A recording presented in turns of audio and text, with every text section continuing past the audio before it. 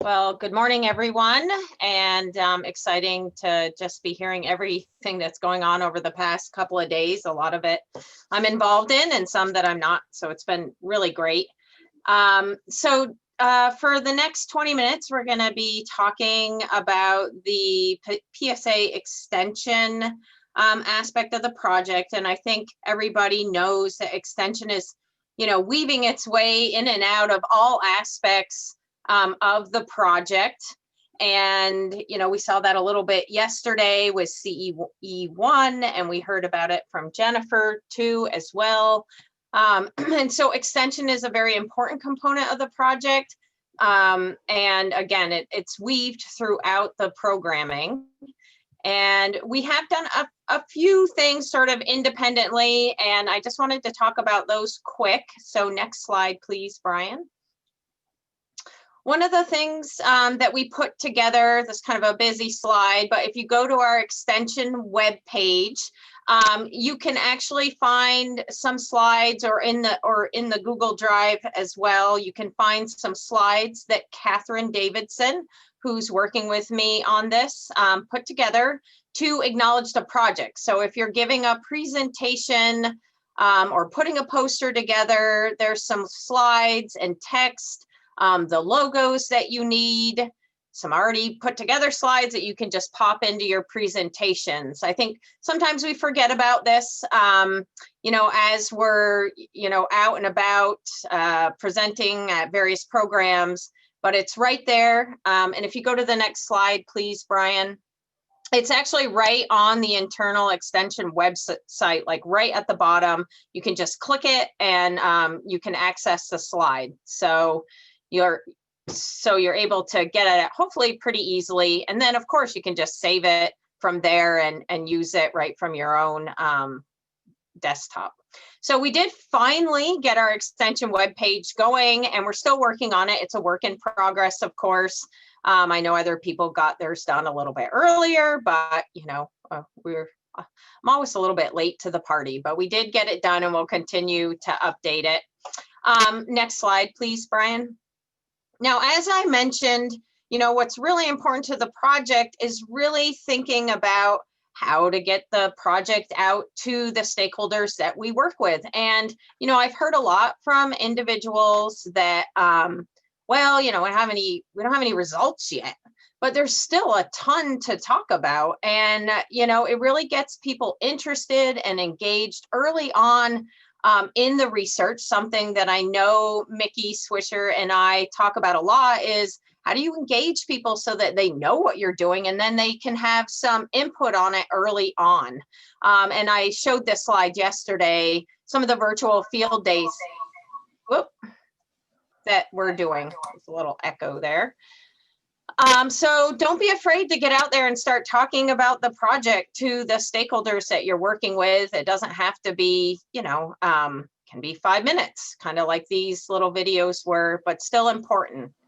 Next slide, please. So, one of the goals, of course, of the project is, or one of the requirements, maybe more so than anything, is to capture the outputs. And our extension team worked on this back in June. It still needs to be finalized, but we did put together a Qualtrics online reporting tool to report outputs. So outputs are just those field days and webinars, presentations that you might give. And it's important to capture the outputs. And that's why we put that together. It still needs to be finalized. And, my goal is to wrangle up some of the leadership team here and get that finished so that we can get it out to folks to start reporting. We're trying to make it as easy as possible. And now we're moving into another phase, partnering with the social science team, specifically Adam. I don't know if he's on the call. And again, we've been struggling to get this going, but I think we're making some progress now. And the goal of my work with Adam, our extension team's work with Adam, is to really develop some standardized evaluation questions where we're actually going to try to measure impact versus, outputs. And these are questions that hopefully we'd all be able to use in our general sort of outreach and extension. I'll be right there, buddy. Okay, next slide, Brian. So here's a call, another homework, I guess. We're getting a lot of that, which is good. So the PSA Extension and Social Science team is coordinating an effort to start sharing outreach evaluation materials that you already have. And I know many of you already work in Extension. You're already having to evaluate your programs. And what we really want to do is share these questionnaires, survey tools, evaluation materials that you use in your programming already. And the more material we have up there, according to Adam, the better. I don't know if I feel the same way, but we're going to start, I'm going to start putting materials up. Actually, I believe we already did, Catherine did. And so that we can, as a team, look through those Extension and Social Science. Adam put the link in the chat to be able, again, to come up with some questions that are standardized that we can ask our audience. And so please add survey tools. I will be putting out another request after these meetings to do the same, and then Adam and I will get going on this. Adam, do you have anything to add? I didn't email you ahead of time, but if you do, certainly. No, I think you covered it well. Thank you for putting this plug in. Yeah. Trying to do my job. All right, so next we are going to hear from all the cover crop councils. I think everybody knows that the cover crop councils are a big component of our Extension outreach to our stakeholders around the country. And Linda Shaw, who could not make it today, she's with the Western Cover Crop Council. I'm going to provide her update. Now, the Western Cover Crop Council just got started, I think probably just a few years ago. So they're just getting organized, just getting their feet off the ground. Next slide, please. And the West is the last SARE region to form a cover crops council. So like I said, they've only been going for a few years, where the other cover crop councils have been established for a bit. Next slide, please. The mission of their council is to facilitate and enhance communication and collaboration that promotes the successful adoption and integration of cover cropping into Western U.S. agricultural systems. And a great logo there. Next slide. They have elected a board of directors early on in the year, but they still have a lot of positions to fill. So they have 9 of 19 positions filled, and you can see the leadership team trying to cover producers, NGOs, land-grant universities. Next slide, please. All right, and this is, they actually have a regional structure within their region, as the West is obviously a very large land base and also very diverse. So you can see how they have structure, their regional structure within the Western Cover Crop Council.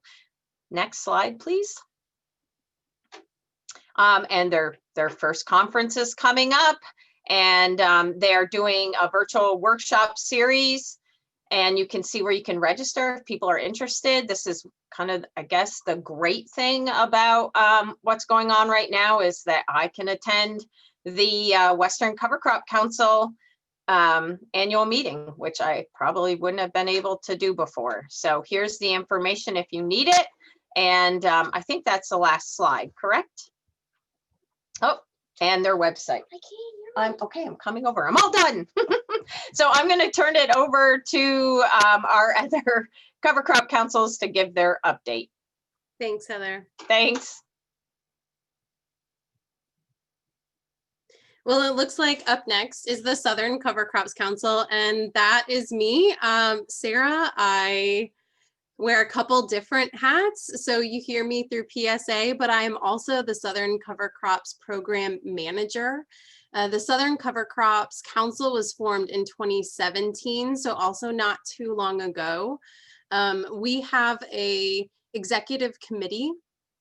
The board has about 50 members. It's quite large. We have 10 farmer seats. We have 5 USDA sort of government seats where we have NRCS reps. We have 10 industry seats, and a ton of faculty members. Right now, I think we are up to about 29 or 30 different faculty members from all the land-grant universities across the southern 15 states region, and we include Puerto Rico and the US Virgin Islands as well. And then within the council, we have additional subcommittees that are quite large. Some of those are things like research, headed up by Carleen Chase, outreach, there's a conference committee, a website committee to manage our website.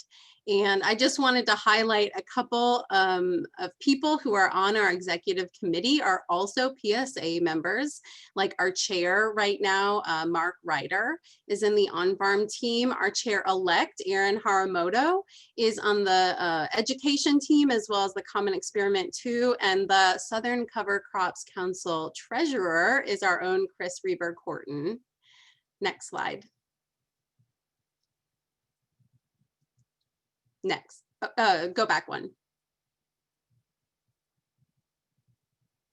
So we host conferences in the Southern Cover Crops Council, like many of you are used to conferences annually. We are on a non-traditional 3-year cycle.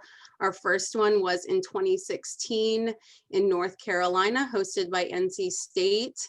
Then 3 years later, we were in Auburn, Alabama, and we have one planned for 2022 in Baton Rouge, Louisiana, that we're inviting everybody to. And since we, here in the South, we're a little slower, we like to spend time on our conferences. We have a 2-day platform where the first day is sort of all indoor workshops and the second day is all outdoor demos. In North Carolina and Auburn, Alabama, we've been averaging at least about 12 rotational outdoor demos, and that seems to go really well, very well attended by growers. Next. On our website, we have trying to develop these regional cover crops fact sheets that are available for growers that are highlighting specific cover crop species. So people access that through this tool that we've been developing through the website committee. And first you select your cropping system, either grazing or row crops or vegetables, and then it opens onto an interactive map. And so you would select the state of interest, then you would select your county, and that's important because we've broken down each physiographic region for different cover crop specifics, like how to terminate in physiogeographic regions or different characteristics like that. So then you would click on your highlighted county, and then next slide. And a cover crop fact sheet or a selection of cover crops of interest or different management techniques would pop up, and then you could select that based on your region. Next slide. So where are we going in the future? The Southern Cover Crops Council, like all the councils, has a lot of missions. One of our missions is to finish these regional fact sheets. We have a ton of different regions in the South that people are working on hard. I think that the Blacklands is being populated now. A lot of the vegetable fact sheets people are working on. The US Virgin Islands and Florida is being wrapped up. We need to post those to the website.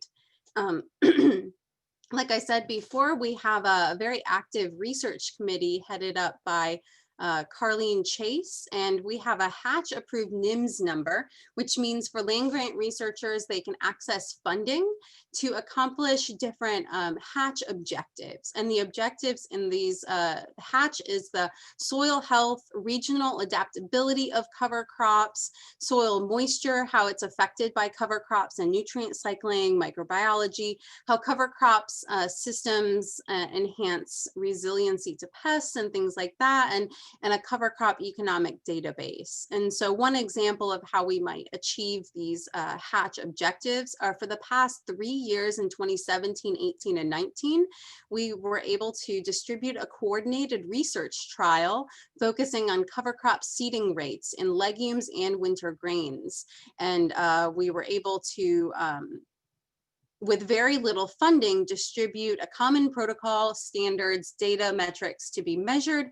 And we were able to get these projects out on 20 different sites across the South. Next. So how the Southern Cover Crops Council participates specifically in the PSA network. The goal of the PSA network is to use cloud-based data and on-farm monitoring systems to create decision support tools. That's one of the main goals here in the PSA network, and how we get those decision support tools in the hands of growers is through things like these cover crop councils. We might put these decision support tools up on their websites, for example. I think you're about to see a website tool demonstration by Victoria. So we're working together with PSA on a species selector tool in the South. We'll work on a cover crop seeding rate tool based on some data from the councils as well as other experts in the Southern region and other regional tools specific to the South. We will also be using the assistance of the Northeast Cover Crop Program Manager, Victoria, to help coordinate these regional specialists for data verification for the tool. PSA encourages continued coordination of all of the councils. We meet monthly together just to talk about what's going on, our tools, how we can help each other. And we can also provide assistance to people like the Extension team or the social science team if we need to coordinate or distribute things like farmer surveys in the Southern region. I believe that is all the slides for the South. Yes, thank you. Okay, good morning, everyone. Anna Morrow with the Midwest Cover Crops Council update. So MCCC kind of got started in 2006, so we've been around for a while.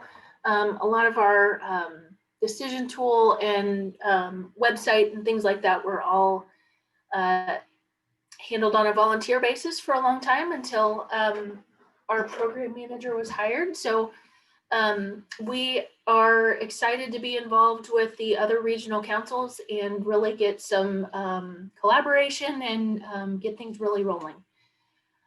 So if you want to go to the next slide. This is our board of directors. You'll see some familiar names up there. So we've got 21 board members right now, and that includes a representative from each state or province. So we cover 12 Midwestern states and the province of Ontario. And then we've also got 5 at-large positions that are filled by agribusiness, agency, farmers, and nonprofits. And then our board of directors is led by an executive committee of 5 folks. So you can see those noted with that little asterisk there. Next slide, please. So I'll just give you a quick overview of some things that we've been up to this year. We held our conference and annual meeting in Kansas City, Missouri last February. Seems like a long time ago. The big news for this year is we got our cover crop selector tool updated. So now it is mobile friendly and it's ADA compliant. We've also updated the information in the database for 6 of our states and added North and South Dakota. So that was kind of a hurdle to get through all the programming of that tool, but we're real proud of it. And I think it's a lot more user-friendly and has a nice fresh look. You can see the image there at the top. We've continued to write our cover crop recipes. So these recipes are basically extension publications for when you get that one farmer that says, okay, I'm sold on cover crops. Just tell me where to start and how, just tell me what to do. So this is a way of addressing those folks that may be a little hesitant and just gives them an easy, low risk entry point. And those are specific to state and cropping system. So we've got most of our corn and soybean rotation for all of our states covered, just about. And then we're working on, some after wheat and some other after silage, and then maybe some more specialty type of crops coming in the future. We've been collaborating with Rob Myers on his Farm Advisor project. So we've got some trainings in the works for that. We also worked on some termination guidelines for unfavorable spring conditions.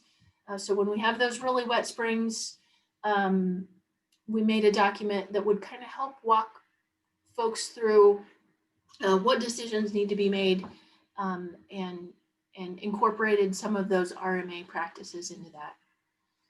And then finally this year we've wrapped up with some strategic planning. We feel like we've done a pretty good job accomplishing most of our goals, and we wanted to make sure that we maintain focus for the coming years. So we had some input sessions with 6 groups of partners, and that helped to kind of inform that process. And we'll be looking to adopt that new strategic plan next week. So if you want to go to the next slide.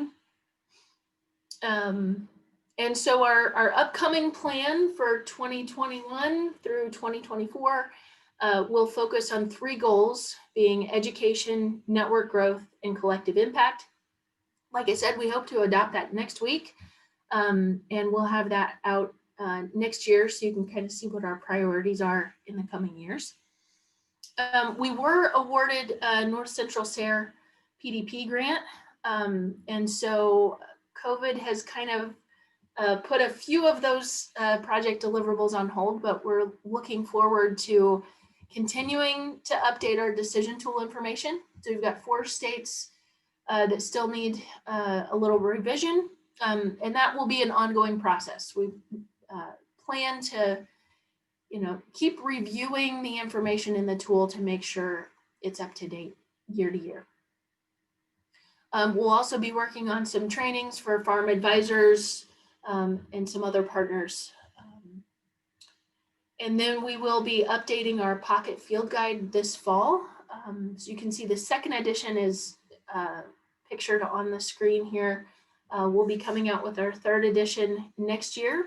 So we're going to be adding a little more information into some of the more common species in a mix, and just kind of reviewing the information in there and making sure it's the most up to date. And then we'll continue to build on decision-making tools with that project and then with others. But that's kind of what we've got concrete for the next year. And if you want to flip to the next slide, make sure and stay up to date with us. Those of you that might not be subscribed to our listserv, you can do that by going to our main menu. You'll see it circled in red there at the end of the main menu. Like us on Facebook, follow us on Twitter, and join us in Ontario, February 23rd through 25th.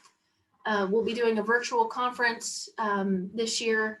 Really hate we're going to miss our trip to Ontario, but this year just things are looking a little different. So that'll be February 23rd to 25th. We'll have more details on that released on World Soil Day, December 5th. So look out for that. We're also still working on our annual meeting plans and how that will look in a virtual environment. So with that, I'm all done. Thanks. All right, Brian, I do believe this is the bit where unfortunately I have to share screen. So I'm going to go on ahead and do so. Good morning. So I have your slides, but if you want to just take over and do it, that's fine too. Okay, just there's one single slide where I'm going to have to flip to Sure. the browser. So anyway, good morning, everybody. I'm Victoria Ackroyd. If you haven't gotten an email from me in the past, you will eventually, because it seems like sometimes half my job is sending emails. I'm also the programmer for the, or program manager for the Northeast Cover Crops Council. And there we go. So we have a similar structure to the Midwesterners and the Southerners. We were formed in 2016. We stretch from Maine in the north down to Maryland in the south and out to West Virginia in the west. We have several active committees working on things like fixing our website and running a joint research project. You can see our mission is also fairly similar to that of the Westerners and Southerners and Midwesterners. So my main work is actually dealing with decision tools, and specifically the expert opinion-based decision tools as contrasted with the modeling type decision tools that Stephen's going to be talking about at the end of today. So we have just basically released our species selector decision tool. So in the Midwest, they went by state, but as you saw from that first map, the states in the Northeast are very small. And so we actually went by USDA hardiness zone to what we do, we call it data verification. So we went through and made sure that all of the data that we felt needed to be in the tool were adapted to each hardiness zone. And then actually we have comments for, maritime versus the mountain areas where you get differences based on those geographic features. So we've completed alpha and beta testing for zone 7, which is the farthest zone south. We're also going to hit zone 6, which is roughly Pennsylvania, and then hardiness zones 4 and 5, which are, New York on north, hopefully in late February. Hardiness zone 4, we're actually still working on doing data verification, but the end is in sight. Glory, hallelujah. So we're at multiple places in the process right now, but we did complete our first train the trainer session for zone 7. I presented at the Mid-Atlantic Crop Management School, and apparently those slides will be up, so maybe you can access them at some point. Sarah, I think, misspoke. I'm not going to have time to go into the selector tool today. I have like 3 more minutes to talk with you guys. But no doubt at some point you will end up seeing presentation about our tool. Stephen, like I said, this afternoon is going to talk about something slightly different in collaboration with Juliet Norton. But I do want to point out, speaking of Juliet, that we are developing some truly awesome supplementary materials to go along with the tool. So the tool itself is going to have a walkthrough, which I believe the Midwesterners have done one for their tool now as well. And we've got, frequently asked question pages, and we've got these really neat slides set up that spell out everything in the tool. So if you're not inclined to sit through a webinar, but you still want a lot of detail, we have supplementary materials that will be available. And thanks to Juliet for putting these together. The website update is actually why I wanted to show my own slides. So our website has been up since 2017, and we have contracted with a company called First Ascent Design to really redo it. Things that we really wanted that I was struggling with in WordPress were things like floating navigation bar so that you can scroll down and still see the navigation toolbar. A team portal like PSA has, proper listservs. Don't get me started on how horrible it is trying to put together a proper listserv. And so just a quick look-see at the initial draft. That first picture is actually not terribly inspiring, but if you scroll down, you will discover that this looks a lot different than our current website. The setup with the states and whatnot, instead of just basically lists of links, is going to be a lot more user-friendly and visual. So this should be online within the first half of the upcoming January. And we are looking forward to having that online.